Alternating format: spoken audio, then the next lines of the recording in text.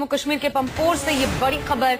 जम्मू कश्मीर के पंपोर की एक सरकारी इमारत में घुसे हुए हैं लश्कर के आतंकी, जिनके खिलाफ आखिरी दौर का ऑपरेशन चल रहा है। पिछले 25 घंटे से आतंकियों के साथ सेना के जवानों की मुठभेड़ जारी है। सेना ने ईडीआई बिल्डिंग को उड़ाने की तैयारी भी कर ली है। 2 से 3 आतंकियों के छिपे होने की खबर बताई जा रही है। आपको बता दें कि कल सुबह ये आतंकी इस बिल्डिंग में दाखिल हुए थे और तब के बाद से अब तक लगातार गोलीबारी हो रही है और पैरा कमांडोज ने मोर्चा संभाला हुआ है।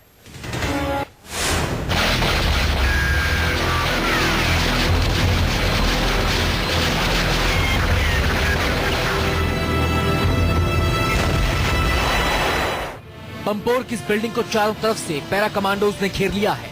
बिल्डिंग के अंदर छिपे हैं लश्कर के 3 से 5 खूंखार आतंकी, जो जन्नत को जहन्नुम बनाने के लिए पाकिस्तान से भेजे गए हैं। इन आतंकियों को मार गिराने के लिए रात भर पैरा कमांडोज ने गोलियां बरसाई और रॉकेट दागे।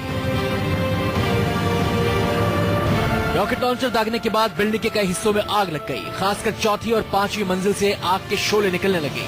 चारों तरफ से घिर चुके आतंकी डर के मारे अंधाधुंध फायरिंग करने लगे, लेकिन कमांडोज ने हर उस ठिकाने को निशाना बनाया जहां से आतंकी गोलियां बरसाई जा रही थी।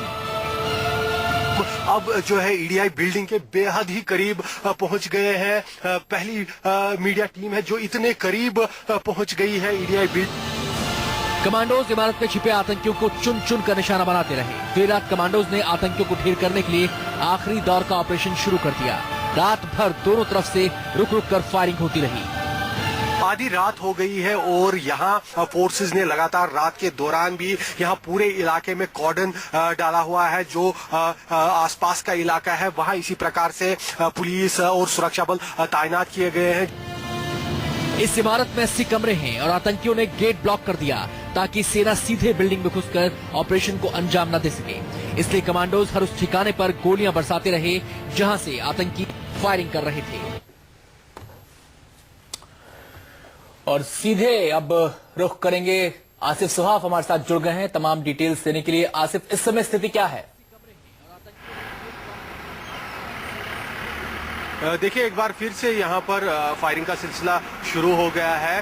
हालांकि रात भर ऑपरेशन जारी रहा। बिल्डिंग को पैरा कमांडोज ने घेर रखा था और सुबह करीब 2 घंटे तक फायरिंग थम गई। दोनों तरफ से गोलीबारी रुक गई थी और जैसे ही पैरा कमांडोज आगे बिल्डिंग की तरफ बढ़ने लगे और ज्यादा नजदीक जाने लगे तो वहां मौजूद मिलिटेंटों ने उन पर फायर खोला, जिसके चलते वहां अफरा तफरी मच गई और जो पैरा कमांडोज है उन्होंने दोबारा पोजीशन संभाल ली और एक बार फिर से अब बिल्डिंग के ऊपर रॉकेट और ग्रेनेड फेंके जा रहे हैं ठीक उस जगह पर जहां से मिलिटेंटों ने फायर किया है और लगातार मुठभेड़ अब फिर से शुरू हो गई है। क्या ये साफ हो पा रहा है कितने मिलिटेंट्स हैं? मिलिटेंट रात भर भी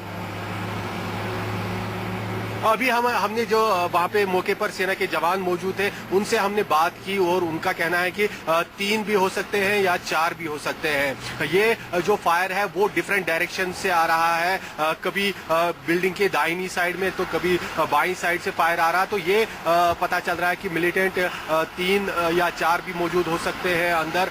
वो लगातार फायर कर रहे हैं डिफरेंट डायरेक्शन से। वो सेना को चकमा देने की कोशिश कर रहे हैं, अपनी पोजिशंस बदल रहे हैं। लेकिन आप सुन सकते हैं एक बार फिर से हैवी ब्लास्ट हो रहे हैं, आईडी ब्लास्ट हो रहे हैं और फायरिंग लगातार अभी भी। शुक्रिया आसिफ आपका इस पूरी जानकारी।